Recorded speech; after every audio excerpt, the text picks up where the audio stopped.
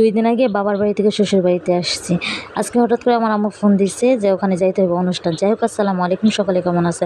প্রচুর পরিমাণে বৃষ্টি ঈদের পর থেকে। এই বৃষ্টির মধ্যে বাবার বাড়ি থেকে আসছে, আবার আজকে বাবার বাড়ি যাইতে হবে। আমার হাজবেন্ড বলতেছে আমি যাইতে পারবো না, তুমি একাই যাও। ওনাকে অনেক কষ্ট করে রাজি করে আসছে। রাস্তার মাঝখানে প্রচুর পরিমাণে বৃষ্টি। দেখতেই পারছেন মসজিদটার একটু ভিউ নিলাম, অসাধারণ, মাশাআল্লাহ সুন্দর। বৃষ্টি একটু থামছে, তারপর আমাদের বাড়ির কাছে এসে পড়ছে। দেখতেই পারছেন বাড়ির পাশে রাস্তাটা অসাধারণ, কি বলবো আর। রাস্তার এত পরিমাণে কাদা। এদিকে আমরা সবাই মিলে যেখানে দাওয়াত খাবো সেখানে চলে যাচ্ছি। আমার বোন, ভাগ্নি, চাচি মাচি যা আছে সবাই মিলে আমরা চলে যাচ্ছি। যাওয়ার সময় দেখতে পাচ্ছেন রাস্তার পাশে মানে মাদ্রাসার স্কুল দুটো একসাথে। স্কুলের মাদ্রাসার ভিউটা নিলাম, অসাধারণ সুন্দর। এদিকে আমার কাকা তবে বলতেছে আপু আমাকে তাহলে একটু ভিডিওতে নেও না, তাও ওনাকে একটু ভিডিওতে নিলাম। দেখতে পাচ্ছেন অসাধারণ, মানে প্রাকৃতিক পরিবেশ, চারিদিকে সবুজ আর সবুজ। কথা বলতে বলতে দেখতে পাচ্ছেন আমরা দাওয়াতের এদিকে এসে পড়ছি।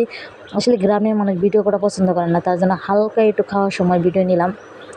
খাওয়া দাওয়া শেষ করে এখন আমরা চলে যাব, তাদের কাছ থেকে বিদায় নিতেছি। তারা বলতেছে না আজকে যাওয়া যাবে না। ওনাদেরকে অনেক কষ্ট করে রাজি করে তারপরে আমরা দেখতে পাচ্ছেন রাস্তার পাশে দাঁড়িয়ে রয়েছি, তাদের কাছে বিদায় নিয়ে এসে। এদিকে আমার বাবাটা দেখতে পাচ্ছেন মাশাআল্লাহ অসাধারণ। আমার বাবাটা অনেক দুষ্টামি করে। আমার বাবাটা যেন সবাই দোয়া করবেন, আর কেউ মাশাআল্লাহ না বলে যাবেন না। এখন আমরা চলে যাব।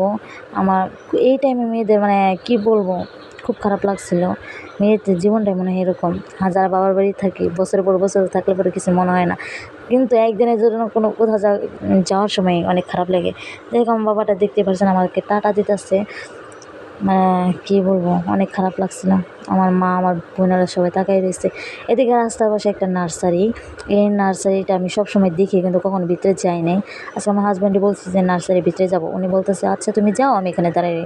ও মানে আমার হাজব্যান্ড রাস্তার মধ্যে দাঁড়িয়ে রয়েছে, আমি নার্সারির ভিতরে গেলাম। যাওয়ার সময় একটা লোক আছে এখানে, ওনাকে ভিডিওতে নিয়ে নেই। উনি বলতেছে আপু কোনো কিছু লাগবে নাকি? আমি বললাম না ভাইয়া, কোনো কিছু লাগবে না, আমি আপনাদের নার্সারিটা একটু ভিডিও করবো। বলতেছে আচ্ছা ভিডিও করেন, কিন্তু এখানে কিন্তু অনেক পিছলা, বৃষ্টি হয়েছে।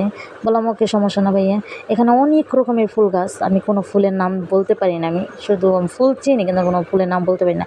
যাই হোক, সবাইকে একটা কথা বলি, আমার ভিডিওটা ভালো লাগলে সবাই শেয়ার করে দেবেন, আমার ইউটিউব চ্যানেলটা সাবস্ক্রাইব করে দেবেন, আর আমার ফেসবুক পেজটা ফলো দিয়ে দেবেন।